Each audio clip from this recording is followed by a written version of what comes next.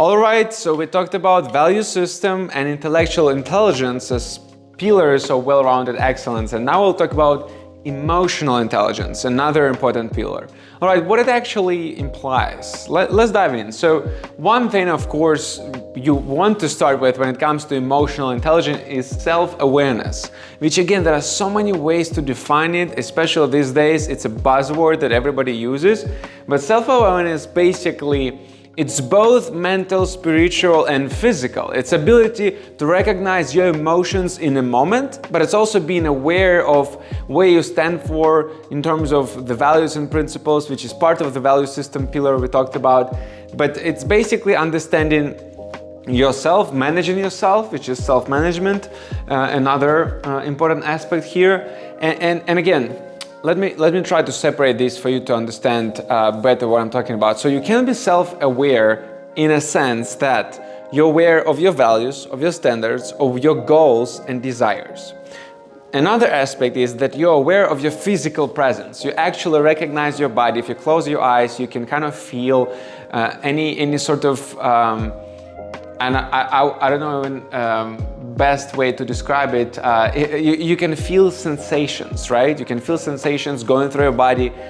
And then the next layer would be feeling all those things in a moment. For example, when you're angry or when you're having a difficult discussion with somebody trying to resolve a conflict, what do you feel in that moment? And what's important to actually recognize here when it comes to emotional intelligence, and I got this idea, I think, initially from the book called Emotional Agility by Susan David, and I think she got really good explanation as to the fact that emotions and feelings, right, they are not direction that you have to take. They are simply data. At a certain point, like you might feel anger, doesn't mean you have to go there. You have to actually splash your anger and express yourself, right? You have to maybe tame it. You have to be more agile and allow it to sort of, you know, flow through you, but it doesn't mean you have to showcase it to everybody, right? It doesn't make you, because if you all will show our emotions at every point of whatever we feel, then it's going to be a much different world, just trust me. So we will get into the depth of it in a second, but and more so in other videos and in the ebook that is part of this course. But self-awareness, again, you can be physically aware of your body, you can be aware more of your identity and character, and that's just at the start of emotional intelligence, right? Then self-management is not only being aware, but actually being able to take a certain direction. Tell yourself when you have to be more stoic and tame yourself, or take another direction, pivot, change your emotion, impact yourself a different way, uplift yourself when you're depressed and sad, and maybe tame yourself down a little bit when you're too high and you feel extreme dopamine, and then you know that there will be a very low feeling after that, right? There will be a crash. So being able to manage yourself, whether you are interacting with other humans or whether it's just you are by yourself. For example, self-management also would imply ability to be good in solitude. You know, don't confuse loneliness with being alone. Being alone in a moment, or being alone like living alone in an apartment, or maybe being single, or maybe being alone in the pursuit or ambition that you have, which, by the way, at some point you can still find like-minded people. But the point is, being alone is not always being in solitude. It's not being lonely per se. So it's, first of all, don't label it negatively. That's just my advice. But being able to be good in your own skin, right? And by yourself, doing the things that you want, having the routines that you want, being able to manage yourself, it's very important. Now, we talked about stoicism, and you probably you've heard of this buzzword, and you can do more research on that. I'm gonna make more videos on it at some point, but it's kind of self-explanatory, as again, managing your emotions and being able to hide them, also to your advantage in some scenarios, especially if you're talking about making business deals or being in politics, or if you're a public figure, you want to get there, right? So now, eloquent communication, being a great communicator is a must for everybody. I don't care you're extrovert, introvert, I don't care what kind of job you have, you are in construction or you are, YouTuber. It doesn't matter. You have to be able to communicate your ideas in an eloquent manner. To be eloquent, you have to be also intelligent. We talked about intellectual intelligence. You have to study, you have to learn, you have to find a way of effective, efficient learning. So there is some foundation laid out before even thinking of eloquence as it is, but being effective communicator and being just decent and good communicator, that's already a high standard, being able to get buy-in of your ideas from your spouse, your children, your business partners, and deliver them in a manner that will click in an individual. You can choose the words. By the way, they say, oh, this is just semantics. No. Semantics, linguistics, the choice of the words and the way you would deliver them, the tonality of the words that you choose. All these kind of tricks, right? I'm not saying this is in the context of a TED Talk. I'm just saying in daily life, the way you would communicate something, which by the way, TED Talk could be your life as well if you're a super successful person, but just saying, being able to communicate in a manner, with a messaging, with approach that's needed to convey your ideas in the best way possible, is a must when it comes to emotional intelligence. Now, socializing, right? Socializing, of course, we are all humans. Again, whether you feel a certain way, whether you want to be a little bit in solitude, whether you're introvert, you gotta socialize. If you want to live in a civilized world, now if you want to, work a little bit, save some money, go to live in the mountains by yourself with like animals, I'm not judging. That's great. In fact, I would love to have some house like that, and I'm still I love people too much, so I do want to have at least a family and things like that. But I can understand why one would want to live off the grid, so to speak. But again, it's very hard these days to not socialize. Even the fact that you will allow yourself to be exposed to the online world, you can live off the grid, but if you have access to the internet, you are socializing one way or another. Yes, you are not in person. There is a lot of nuances, but if you have a Zoom call with somebody, you are kind of socializing. It's different setting. It's different receptors and sensations and emotions and ways of conveying ideas, etc. But it's still socializing because you are interacting with another human one way or another. Important skill to master.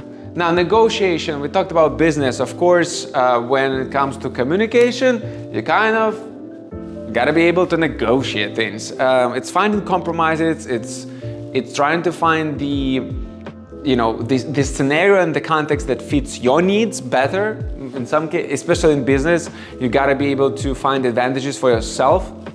You gotta negotiate positions. Think about president's job, for example, negotiating livelihoods of thousands and millions of people across the world by doing whatever the geopolitics they're doing, right? So imagine being a negotiator on that kind of level. That's super challenging, but very important. Now, this one I really like, and again, I can put much more. Don't forget, this is an introductory course, but fear and temptation management. Now, fear management is that aspect where you have to recognize that we all can get scared. It's about being able to walk scared. Like, it's not about not being scared or not being fearful. Of course, it's cool and great that you are super tough and you're not really fearing anything that much, but it's about taking action, taking that step, taking a leap of faith, regardless of whether you feel fear or not. It can be as simple as trying skydiving for the first time as an adventure sport, or it might be maybe committing to marriage, something that will impact your life for the next 50 years, right? So there are so many unique contexts here that I can give you, but I hope these examples kind of bring it to life a little bit. Now, the temptation management, this is the struggle we all have these days, and it's crazy. And I can speak honestly, I struggle with it too. It's like, okay, how to not binge watch when you don't want binge watch for like 15 hours and be less productive than you could have been. And then maybe how to not binge eat some of the sugar and some of the cool desserts or carbs. Like, for example, I'm thinking to buy a burger and fries right now, like I'm making this video. Trust me, I want to have a break and eat that. But maybe I shouldn't. Maybe I should find a healthier option, right? the point is managing your temptations. And by the way, there are so many strategies and techniques I'm not going to talk about right now. One example I can give you though, if you talk about nutrition, if you have in your fridge a lot of ice cream, you're making it harder on yourself, and you will use a lot of willpower, and you will exhaust your willpower muscle during the day if you're especially working at home or spend a lot of time at home by trying to handle your temptation to eat that ice cream. So it's not prudent. By the way, remember, talked about intellectual intelligence. Now talk about emotional, and what I'm referring to, prudent decision making. So it's not prudent to have lots of ice cream at home if you know you are extremely tempted and it just wears you down. You don't really need that. So maybe you should remove ice cream. Maybe you should buy ice cream once a week, or whatever it is your cadence, depending on your health and your choices.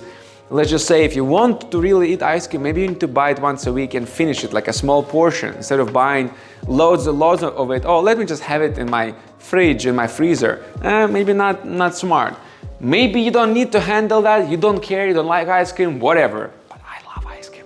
But okay, maybe you don't like, so maybe that's not your issue. But you got the point. Be strategic, be smart about how you handle those temptations. But ultimately, point being able to handle your temptations, your desires that sometimes can get a little bit dark, might go into serious sins.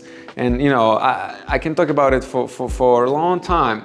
Temptations is not a virtue, ladies and gentlemen. Temptation will lead you into vice. It's very, nobody ever said, I'm so tempted to go to the gym. Did you ever hear that? I'm so tempted to become the best UFC fighter in the world. I'm so tempted to become an entrepreneur of the year. No, you might be obsessed, in quotes, in a good way, because you are talented, because you are hardworking, you are like Kobe Bryant, Conor McGregor, I don't know, Elon Musk, name me the domain, right? And that's cool if you have such a goal and ambition and you're obsessed with it, but it's not a temptation. Because that is an earned dopamine, what Andrew Huberman refers to and Jocko Willem refers to, right? In terms of neuroscience, that earned dopamine, that's what you need to focus on. And if you're getting the dopamine from satisfying your temptations and your gratification, playing video games when it's not your job necessarily, it's just your way of leisure, and you overplay and you forget about your tasks and your job and your responsibilities, then that's not cool, because you just got yourself free dopamine. You didn't earn much. You didn't convert, let's say, your video game playing into monetized Twitch streaming that you can use that money for good and maybe 10% of it give to charity. That's a very different scenario of you just playing games for nothing. So, you know what I'm saying? This is an example, I hope, that makes sense when it comes to temptation management. Now, we talked about this, and let me really quick run through some of the self-discovery questions that might be helpful and a few practical exercises. Again, check out that ebook because it has more. So how do I respond to stress and pressure? Ask yourself, what actually do you do? Do you, I don't know, are you taking cold showers? I do, I love it, but that's more of a preventive. I'm not responding to stress, I'm trying to prevent stress, or I'm gonna try to become physically, mentally stronger through taking cold showers or doing cold exposure, cold immersion, in order my body to have more alkalinity. Check out Wim Hof or Andrew Huberman's studies. And so it's not a response per se, it's more like creating a lifestyle where I'm gonna become stronger as an individual in order to handle stress. But response to stress could be in a moment. If you feel stressful and anxious, what do? Are you actually then responding by going all the way back to satisfying your temptations and gratifying yourself? Maybe that's not a good way. Or are you actually taking a more profound action, trying a way to become first self-aware, and then perhaps find a better way to respond, whether it's in a moment or in general. So ask yourself, figure it out, put it on paper. Now, how do I handle conflicts? It could be multiple, right? All in one day too, especially at work. Like, how do you show empathy? Do you recognize that the individual that you have a trouble with might have a different perspective or lens through which they are looking at this given situation in a given scenario? Are you actually able to tame your emotions and not necessarily show them right away and be a little more stoic when you handle conflicts? So think about these things and put it on paper and try to look back week, look back month, look back a year, or maybe 10 years. go deep and try to understand how do you usually handle that. And then it will bring you some understanding as to what's your current state of emotional intelligence from that perspective, at least in that aspect. So now, and the last one, how do I recognize my emotions? Again, do you even have any sort of self-awareness whatsoever? Do you even have the most basic ability to understand, oh, I feel this, I feel happy, I feel sad, I feel angry. So what it is that, can you even understand that you feel that? Again, I'm mindful that all of us have different spectrum of feelings, females and males, or within males or within females, with the personality types, character types. People who are born in this area or born in this area have this religion or have this religion. I get it. We're all different and unique, but at the same time, there are some similarities and nuances that all of us can feel love, I hope. All of us can feel sadness and anger. So ability to recognize those emotions and the fact to be able to feel them is actually very important. Now, so don't confuse stoicism with numbness. I'm not talking about that. I'm not talking about taming your emotions to the point that you feel nothing. Maybe there are some scenarios when you have to do it, very unique scenarios like during aggressive conflict or war, where you have to just really tame everything you believe in and you struggle with, and you have to be a little bit more numb to survive. I get those scenarios, but in general, stoicism would mean here simply being able to control, not necessarily show and tame your emotions. Now, and then just in correlation of recognizing your emotions, right? Again, so practical exercise, breathing meditation, meditation in quotes, because meditation for all of us is different. Somebody wants to literally do some meditation the way you would imagine it, or some yoga exercise. That is, by the way, yoga, there is 10,000 versions of yoga that can be super physical, almost like a gym training, or it can be really very just mindfulness oriented, all about your body, some body parts that need, wake up, if you will, and bring your mind and mental clarity to life, increase your mental clarity, right? So that's why I put it in quotes, because maybe meditation for you is listening to music. Maybe it's swimming in pool in the morning. Maybe it's so many things. It's not meditation per se, the way it's, proposed by the industry. But then separately, I put here with a comma breathing, because actually this is the one thing that I'm gonna definitely encourage you to do on a physical level. Breathing, like I am breathing. No. Breathing meaning like properly breathing.